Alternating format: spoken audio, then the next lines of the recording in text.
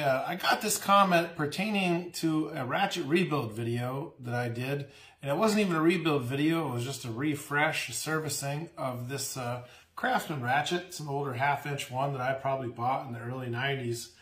And it's really typical of a lot of the comments that I get. The vast majority of the videos that I have kind of pertain to rebuilding a ratchet or another piece of equipment or utilizing vintage equipment.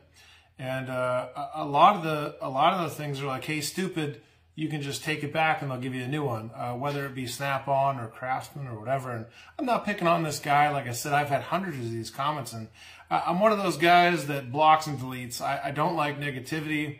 I don't do this to argue with people. I love tools. I love rebuilding tools, and I love to share that with people. And if they get a kick out of it or they learn something, great. And if not, go pound salt. I'm not going to sit here and argue with you on the internet. But this comment has come up again and again and again, and it really is troubling to me. Honestly, it really is. And I've tagged some of the mechanics on TikTok that I've come to know and respect, and I'd love to get their take on this. This attitude that, hey, just go turn it in, they'll give you another one.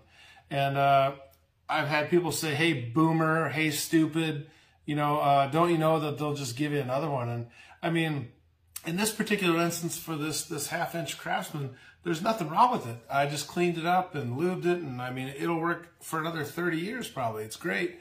And the idea that I should just say the hell with it, go turn it in and they'll hand me another one, I mean, it's really disturbing to me, to be honest with you. And maybe it's just me, and that's why I tagged some other guys. I'd love to know if it's just me that's offended by that, and I don't want to sit on my high horse and say, sound like I grew up through the Depression or anything.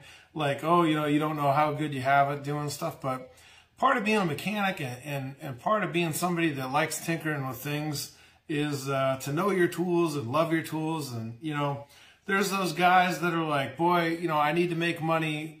Tool is a tool. I don't care. I just, I just want to put it to use to get a paycheck. And that's fine. I mean, I'm not knocking that. I'm really not. But, the idea behind my channel and the vast majority of the guys that have tool-related channels, it's your tools are really a big part of what you do, and in maintaining them, and not only just maintenance, but if you find something at a flea market, or if you're able to come across a piece that you can restore, boy, there's nothing cooler to me, and I'm sort of shocked by the vast number of these comments that are just like, hey, dumbass, turn it in and they'll hand you another one.